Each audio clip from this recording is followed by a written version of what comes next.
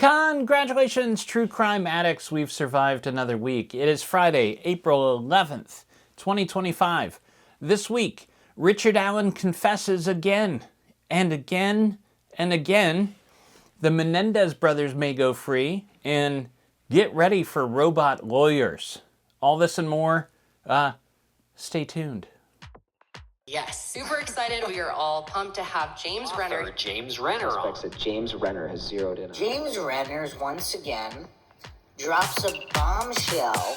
Investigative journalist, reporter, James Renner, who's been on the podcast, longtime friend of mine.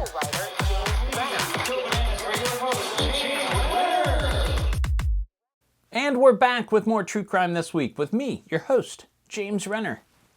Thanks for coming along. Hey, if you live in the Chicago area and you want to come see me talk about Boy Scouts, which, you know, who doesn't? I'm going to be talking about my new true crime book, Scout Camp, at the library, the public library in Crete, the little town of Crete. So come on out, not far from Chicago. Make the journey. I'll be signing some books and talking about the story. I'm also, speaking of stories, I'm on Substack now. Did you know that? I've been writing some essays and memoirish stuff about writing, stuff about mindfulness and meditation, a little bit of this, a little bit of that. Follow me on Substack. As always, I want to thank my buddy Walter for manning the camera. Walter's just back from buying a new dire wolf pup. What do you feed that guy? Republicans? Okay, that's good. Hey, let's get to the top stories. That's what you're here for. I bring you the true crime stories you might have missed during the week because you're so busy. I gather them up for you and serve them to you in little bite-sized morsels every Friday morning. There's some news this week. The video recordings of Richard Allen's interrogations for the murder of Abby Williams and Libby German were released on several YouTube channels this week. We also got to hear several jailhouse phone calls between Allen and his wife in which he repeatedly confessed to murdering the girls. In one video, Allen sits with Carroll County Sheriff Tony Lidgett and an investigator with the prosecutor's office on October 13, 2022. That's about 2 weeks before his arrest. During that interrogation, Allen admitted to being on the Monon High Bridge, which, in conversations with his wife at that point, he was saying he was not there. But he told the police, I was there, but I just stepped on the first step and then walked away. But he denied being the man captured on the cell phone video. At one point, the investigator tells him, quote, either you were out there to do this to the girls, or you were out there to be able to introduce the girls to somebody else, end quote. To which Allen replied, okay, good luck finding anything that points in that direction. I mean, it's not me, end quote. Also, let me just interject here. As I'm watching this, something occurred to me that hasn't occurred to me before. Allen's story from the beginning was that he was simply on the bridge that day because he wanted to go for a walk. We've all seen what he looks like by now. That man hasn't voluntarily exercised in about 30 years. I don't know why he thought that was a believable explanation. Allen was interviewed again on October 26, 2022. That's the day of his arrest. At that time, they tell him about the unspent bullet that they found, which would tie Allen to the crime scene. Quote, there's no way that evidence is going to show that I did this, end quote, Allen said, to which Indiana State Police investigator Jerry Holman snapped, it's right fucking here, Rick. Allen replied, you got one piece of evidence that I can't explain, end quote. A short while later, they allowed Allen's wife to visit him in the room, and they kept the tape rolling, of course. Now, his wife is visibly upset, and Allen tells her he didn't do it. But that lie doesn't last long. During a recorded jail phone call with his wife on April 3rd, 2023, Allen says, quote, I killed Abby and Libby, end quote. A month later, he tells her again, I need you to know that I did this. I hope you still love me. He says it again later that day and again during a call on June 11th. For any sane person, these videos and recorded confessions should finally put an end to the ridiculous conspiracy theories that still surround this case. It wasn't the neighbor. It wasn't some secret Odin worshippers. It was just one sad man. Say it ain't so. Jillian Lauren, the author and wife of Scott Schreiner, who plays bass for the band Weezer, was shot in Los Angeles by police in a bizarre incident earlier this week, according to the Associated Press. Here's what the police say happened. The officers were pursuing 3 suspects involved in a hit and run who were running through the backyards of several homes when they came upon 51-year-old Lauren standing in her neighbor's front yard holding a handgun. They told her to drop the gun several times, but she refused. She then pointed the gun at them. She was shot once and then ran into her house. They followed, of course, and took her into custody and promptly to a hospital. Lauren was released from jail and posted a $1 million bond. Lauren should not simply be known as the wife of Weezer's bassist, though. She's also the author of 2 best-selling memoirs, including Some Girls, My Life in a Harem, which is her account of being a paid guest of Prince Jeffrey Bolkiah of Brunei. You know, these rich guys in foreign countries will pay for American women to kind of like hang around, you know. So apparently that's what she did for a while. And then she wrote a memoir about it. Did really well. Nobody seems to know what Lauren was doing with the gun, though. Was she going after the hit-and-run suspects? And why on earth did she point the weapon at police? It's all really strange. By the way, the police did finally catch up with one of those hit-and-run suspects. Apparently he looks just like Buddy Holly. 74-year-old Jerome DeWald has found himself at the center of a legal debate after he attempted to use an AI avatar to represent him in New York's state Supreme Court last month, according to the Business Standard. The video was just released this week, and it's pretty hilarious, but it also suggests how strange things are about to get with the advent of powerful AI models. DeWald has been representing himself in an employment dispute at the court, but when it became his turn to speak, a much younger man appeared on the video conference call. This man spoke in a clear and articulate manner, but something seemed a little off. One of the judges asked if this man was a lawyer for DeWald, and that's when DeWald explained that it was actually just an avatar. In fact, it was an AI-generated image of his younger self. How cool is that? I think that's pretty cool. I'm not sure I even see anything wrong with it if he's speaking. Yeah, anyways, this revelation visibly upset another judge in the courtroom who demanded that he turn off the AI. DeWald later issued an apology and explained he was only using the avatar because it could speak more articulate. It could speak better than he could, which apparently I need an AI for this show. I'm afraid there's no stopping this technology, and I think AI will be accepted into courtrooms in the very near future. Just last year, a New York startup called Do Not Pay created an AI assistant to help people get out of speeding tickets. Defendants would wear smart glasses in court, and the AI would instruct them on what to say using a Bluetooth earbud. Things are going to get weird. Those are the top stories. I will be back after these messages with an update on the Lori Daybell trial stuff, and we got to talk about this Hollywood producer and director. Anyways, lots more to come. I'll be back in 2 and 2. Please hang up and try again. And welcome back to True Crime This Week, brought to you by the Apple Newton. Your world, your Newton. Cold case updates and stuff. Here we go. James Toback.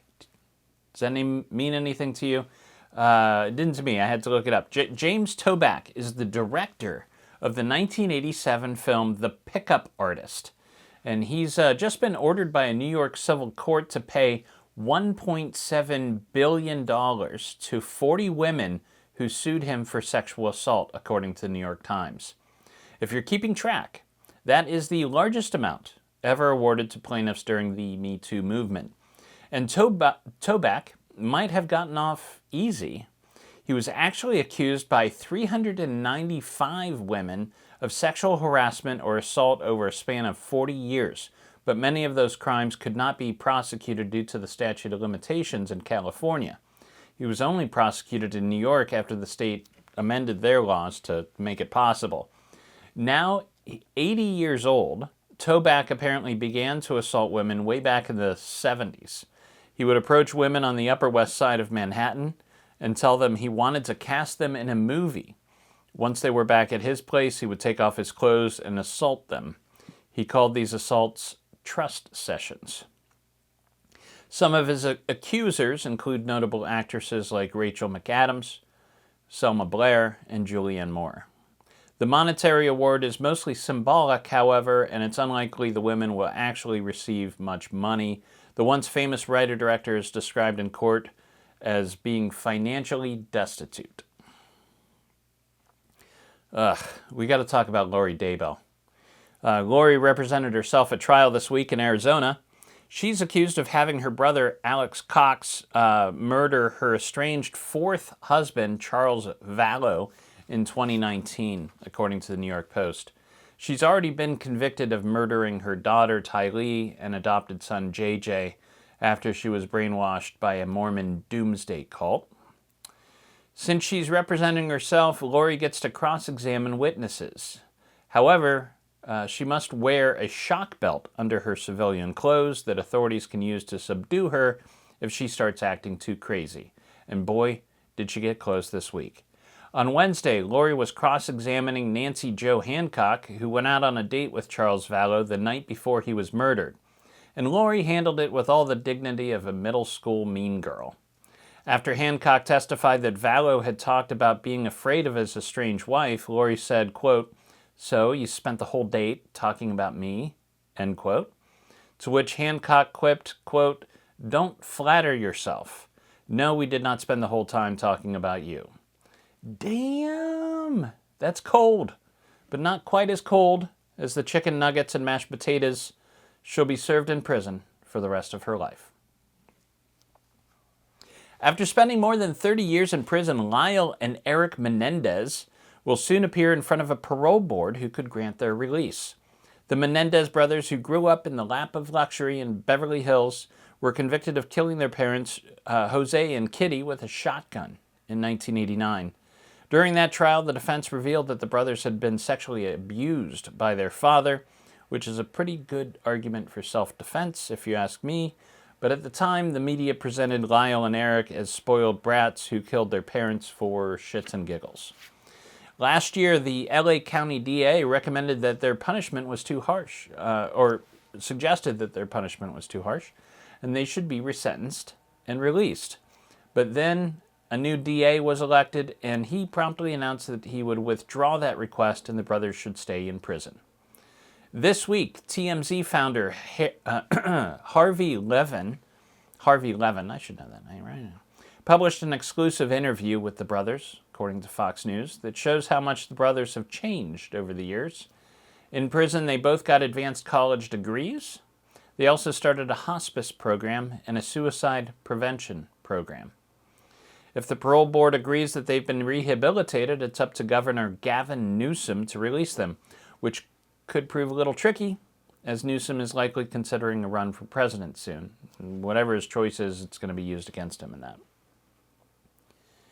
In May 1976, 25-year-old Karen Persifield was visiting with family in California, but got into an argument with her mother and decided to take a walk to cool off. She was last seen walking out of the Bayview Hotel in Aptos, which is near Santa Cruz. Her body was found later in a ravine. She had been stabbed twice and her blouse was removed, according to San Francisco Gate. Way back then, detectives honed in on 29-year-old Richard Somerhalder, who's a local man. Somerhalder's brother had once been the leader of the North Bay Motorcycle Club and was already in prison for killing a bunch of people in the 60s. Somerhalder was often at the bar across the street from the hotel where Karen was last seen. Then a couple months later, two more women, Vicky Bezor and Mary Gorman, disappeared. Their bodies were found 2 months later, and evidence from the crime scene linked to Somerhalder. He was convicted of those 2 murders, but served only 8 years in prison. In the fall of 2023, the Santa Cruz Sheriff's Office submitted the evidence from Karen's murder to the labs at Othram, our friends at Othram over in Texas. They were able to obtain a DNA profile, and genealogists definitively linked the profile to Somerhalder. Unfortunately, he died in 1994. A bittersweet end, but hopefully a little closure for Karen's family. Let's jump over to weird news, shall we? 61-year-old Jimmy White is ranked as the 93rd best snooker player in the world. So he's got that going for him, which is nice, I guess. For those in the U.S., snooker is kind of like pool, but with worse teeth. Jimmy is currently competing in the snooker championships, but in a new interview, he admits to an old crime that almost landed him in jail. Back in 1996, Jimmy's brother, Martin, died. After the funeral, Jimmy and some friends went across the street to a pub, got to drinking, and Jimmy got to missing his brother. All of a sudden, I said I was going to see him again, Jimmy told TalkSport. I went over there with a big padlock and found a big padlock on a chain. I kicked this chain and the padlock fell off. So Jimmy snuck back into the funeral home and stole his brother's body so they could go on one last pub crawl. Quote, I took him to a couple places for a drink and then I took him back about 5 a.m., end quote. 2 days later, the police came to arrest Jimmy for trespassing, but after Jimmy told them the story, they decided to give him a break. They gave him a break, like in snooker. Is this thing on? Hello? All right, thanks. Over to pop culture. New on Netflix this week is a 3-episode limited series called The Dark Side of Kidfluencing. In this eye-opening documentary expose, teens and parents reveal disturbing accounts of abuse and exploitation within the world of child influencers. Gross. The series focuses on the story of 17-year-old Piper Smith and her friends who say they were mistreated by Piper's mom. Piper, no! Piper's mom's name is Tiffany Smith. According to Time, 11 teens sued Piper's mother, alleging emotionally, physically, and sometimes sexually abusing environment on and off the set of their YouTube channel. I don't think I can watch that one, but I know a lot of people might be interested. And the true crime book of the week this week is a new book that's just out this week. It's called The Last Mob Lawyer by Chris Franzblau and Bruce Nagel. Here's the write-up. Post-World War II, New Jersey was the breeding ground for some of the most notorious mobsters in American history. Their business was crime. Their capital was influence. And their leaders controlled every facet of American life for nearly half a century. These wise guys had the power to save your life or end your life with a single phone call. But who did they call when they needed help? Attorney Chris Franzblau spent more than 70 years, holy cow, representing and socializing with some of the most notorious figures in organized crime, including Genevieve's boss Jerry Katina, Teamsters Jimmy Hoffa, and Anthony Tony Provenzano. Various bosses, thugs, and hitmen, and even entertainment icons Frank Sinatra and Tony Bennett. At 93 years old, Franzblau has outlived them all, and he's ready to tell the tales that made him the go-to lawyer for the mob. The Last Mob Lawyer explores his 70-year career working at the intersection of organized crime, politics, entertainment, and business. As you follow along, you will discover what really happened to Teamster boss Jimmy Hoffa and where he's buried. Really? I'm going to have to, I want that confirmed. How secret 1965 FBI wiretaps blew the lid off the mob's full reach, hierarchy, and influence. How the mob saved the careers of music icons Tony Bennett and Frank Sinatra, and so much more. The Last Mob Lawyer, check it out. And that is the show for this week, and it was a doozy, I think.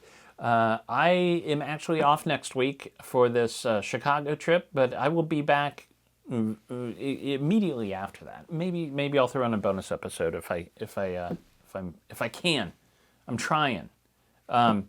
Anyways, thanks for tuning in. Go enjoy the weekend. It's winter again here in Ohio, so stay inside, watch some movies. And in the words of the incomparable Murray Saul, the godfather of Cleveland radio, that means we gotta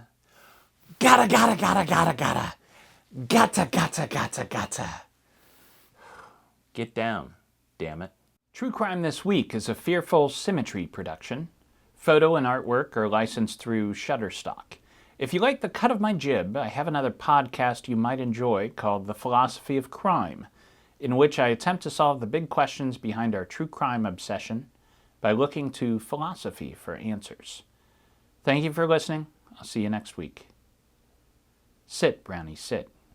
Good dog.